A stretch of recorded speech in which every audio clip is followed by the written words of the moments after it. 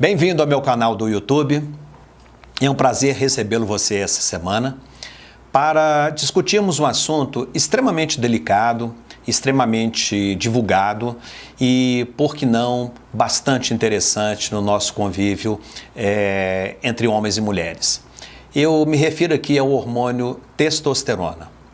Esse hormônio é um hormônio fundamental para a nossa saúde, ele é fundamental para a nossa vida, é fundamental para a nossa qualidade de vida. No entanto, existe muita polêmica em relação à sua reposição. Portanto, hoje eu vou me ater principalmente à reposição hormonal, ou seja, a reposição de testosterona, em você, homem. Eu vou deixar em uma outra aula, nós vamos falar sobre a reposição da testosterona na mulher. Pois bem, o termo andropausa, que é o termo popularmente conhecido, ele não está de forma correta assim definido. Na realidade, o que se faz é comparar a menopausa com a andropausa. No entanto, a menopausa ela é caracterizada pela falência ovariana em produzir hormônios, ficando a cargo da suprarrenal a produção mínima de hormônios para a mulher. No entanto, no homem, nós temos a produção desse hormônio vindo através dos testículos. E mesmo mais à frente, quando nós já estamos mais envelhecidos, ainda existe uma quantidade significativa de hormônio testosterona. Portanto, nós temos que mudar essa terminologia e passarmos a chamar de deficiência androgênica do envelhecimento masculino. Esse é o nome correto. E essa deficiência, ela se manifesta não pela total falta não com todos os sintomas relacionados à falta total do hormônio, mas sim algumas alterações que nós podemos enxergar. Por exemplo, a perda da massa muscular, por exemplo, a presença da gordura abdominal, ou seja, a gordura visceral, a queixa de dificuldade de ereção, a queixa de menor libido. Então, são sintomas que vão aparecer no homem dentre os 180 sintomas que a testosterona pode causar pela sua deficiência no nosso corpo. Mas aquilo que é mais importante, aquilo que chama a atenção de uma maneira mais corriqueira, é exatamente as mudanças cognitivas. O homem passa a ter um nervosismo mais acentuado, ele passa a ter dificuldade com sono, ele queixa efetivamente a disfunção erétil. Existe, do seu ponto de vista metabólico, a presença da síndrome metabólica com a resistência insulínica e também o surgimento da sarcopenia, que é definida como a perda de massa muscular. Somado a isso, há uma piora dos riscos cardiovasculares, também a presença da osteoporose e, por último, alterações na sua composição corporal. Então, se fizermos um estudo da composição corporal através da bioimpedância, vamos detectar perda de massa óssea, detectaremos perda de massa muscular e a maior presença da gordura visceral. Portanto, o homem, já ali por volta dos 25 anos, ele tem a sua totalidade dos hormônios testosterona. No entanto, com o passar dos anos, em torno de 45 anos, ele já tem 60% a 65% de testosterona, e a partir dos 60 anos é normal que ele tenha em torno de 45% a 50% do hormônio circulante. E isso, na verdade, faz uma falta grande, porque nós deixamos de ter esse hormônio em ação plena. E para que as coisas tentem aliviar, o que acontece no nosso organismo? Essa testosterona que é produzida, ela sofre um processo de redução. Então, existem duas situações importantes. A queda da testosterona via a transformação através de uma enzima chamada 5-alfa-redutase em dihidrotestosterona. Por outro lado, a aromatase, ela metaboliza essa testosterona em estradiol. E aqui é que eu chamo a atenção e que talvez essa seja a coisa mais importante dessa discussão que estamos tendo hoje. Toda vez que você vai estudar uma pessoa, vai estudar um homem e quer fazer reposição hormonal, e essa reposição recai sobre a testosterona, vocês vão encontrar inúmeras críticas em relação à reposição de testosterona, como se ela tivesse efeitos colaterais, ela fosse um fator de risco para o câncer e para a hipertrofia prostática benigna. No entanto, se você tiver cuidados elementares, que é dosar testosterona, estradiol e dihidrotestosterona. Você vai ter uma chance muito maior de enxergar se essa testosterona tem ou não um potencial de agressão à próstata. Então, aqueles homens que você dosar o hormônio dele e encontrar um estrogênio aumentado, você deve tomar cuidado que ao repor a testosterona, esse paciente pode estar aromatizando em quantidade maior e ele vai transformar em estradiol. E o estradiol, sim, esse aumenta risco cardiovascular e aumenta os riscos das doenças prostáticas. Então, se você tiver o mínimo de cuidado, que é avaliar esses hormônios na sua integralidade, com certeza você não vai incorrer em nenhuma situação que possa lhe trazer algum tipo de constrangimento, algum tipo de crítica. Outra questão importantíssima é que, na maior parte das vezes, a gente vê as pessoas, os médicos, dosarem apenas a testosterona total ou, quiçá, a testosterona livre, mas ele não dosa a testosterona biodisponível. Veja bem, o que é ser biodisponível? Imagine você que você tem R$1 milhão no seu banco, mas lá no seu bolso você tem R$5. E você quer comprar um lanche. Não adianta você ter R$1 milhão no banco se você só tem R$5 no bolso. E é isso que significa a testosterona biodisponível. Significa aquele hormônio que está pronto para ser usado. Porque a testosterona total, ela está ligada às proteínas transportadoras. Então você dosa no sangue, você dosa a testosterona total e a testosterona que está ligada às proteínas. E isso faz com que você se iluda que o paciente esteja com os níveis de testosterona adequado. Portanto, a avaliação da biodisponibilidade da testosterona, ou seja, quanto ela está funcionando, quanto que ela existe para você calcular a resposta terapêutica. Então aqui ficam dois conceitos importantes. Avaliar sempre a biodisponibilidade da testosterona e, por outro lado, avaliar se a testosterona não está sendo aromatizada em estradiol ou se ela não está sendo reduzida a dihidrotestosterona. Os baixos níveis de testosterona, então, é óbvio que ela vai estar linkada a uma série de alterações no nosso metabolismo. Seja alterações da perda de massa muscular, alterações na perda da massa óssea, libido, enfim, todas essas características que eu aqui mencionei para vocês. E é importante, só para nível numérico, quando você tem uma perda de libido, normalmente você vai encontrar uma testosterona abaixo de 430 miligramas por decilitro. Quando já existe a disfunção erétil, esses níveis vão estar já menores que 230 nanogramas por decilitro.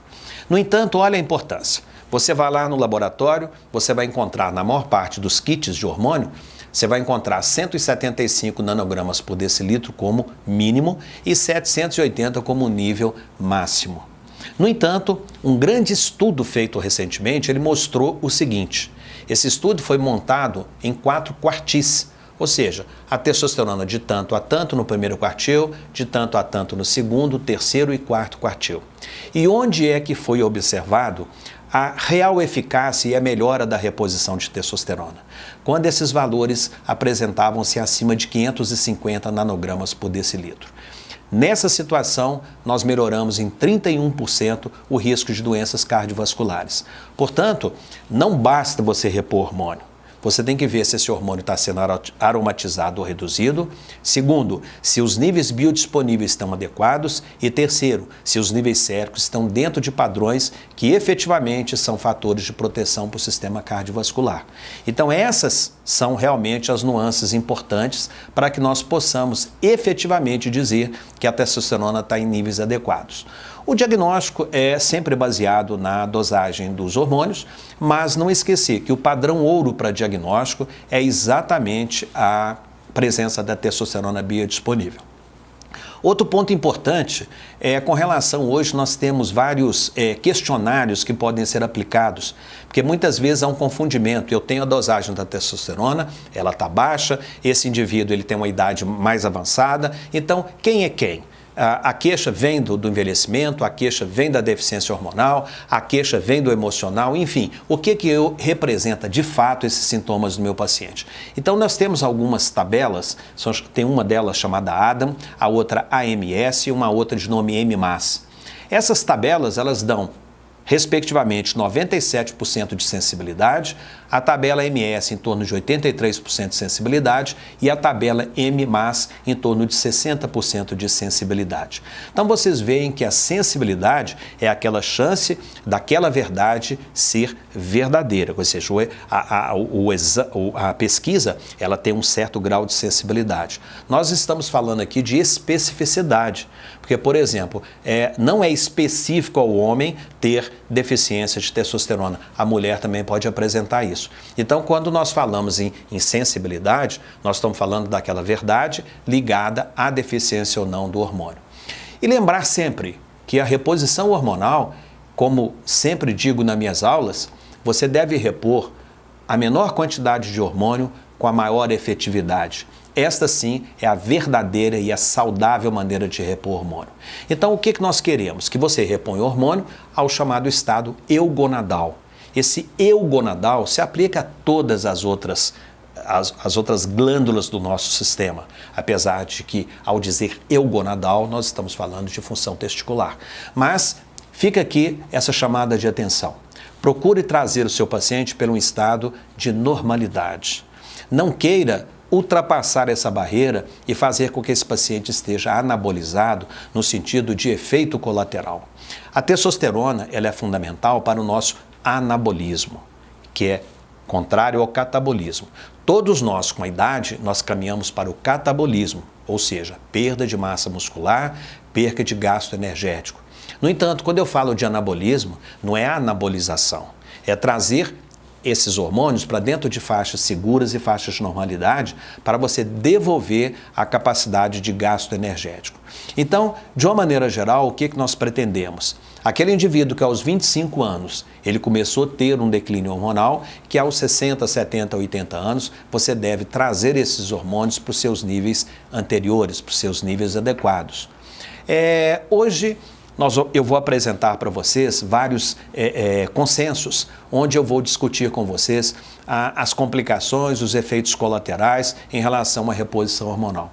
E vocês vão ver que, na atualidade, o benefício da reposição de testosterona, ele supera em muito os seus efeitos colaterais. Seria em situações excepcionais, como por exemplo um paciente portador ou tratado de um câncer prostático, seria uma contraindicação, mas de uma maneira geral, e vocês vão receber isso através dos consensos, como que isso mudou dentro da endocrinologia, como isso mudou as questões relacionadas à reposição hormonal.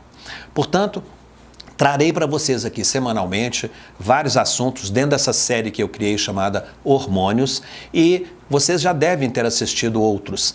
Graças a Deus, eu tenho tido uma crescente nos meus vídeos. Hoje são mais de centenas de pessoas que acessam os meus vídeos e eu tenho contribuído em muito e fico muito feliz de poder trazer essas informações para vocês. Mas, de qualquer forma, posso trazer mais. E uma dessas formas seria através da divulgação dos meus cursos que eu faço sobre modulação hormonal, sobre como usar hormônios, como aplicar, como controlar, como diagnosticar. São cursos que têm aproximadamente 40 horas de duração, são 5 dias de intenso programa de discussão sobre hormônios. Nesse curso eu trago a você de uma forma bastante mastigada como usar hormônios, como controlá-los e principalmente como diagnosticá-lo e conduzi-los. É muito importante que você tenha na sua prática do dia a dia como lidar com hormônios para evitar as críticas que nós temos visto do uso inescrupuloso de hormônios na nossa população. Portanto, eu estou aqui oferecendo a você uma chance de você melhorar o seu conhecimento, melhorar o seu conceito científico para que você possa usar de forma prática e objetiva. Afinal de contas, são 32 anos que eu estou na especialidade de endocrinologia e metabologia.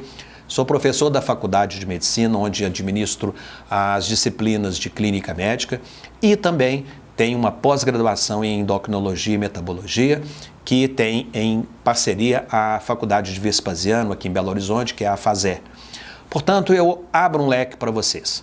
Seja oferecer a você um curso de pós-graduação, para que daqui a 2 anos você tenha condição de realizar a prova de título de especialista em endocrinologia.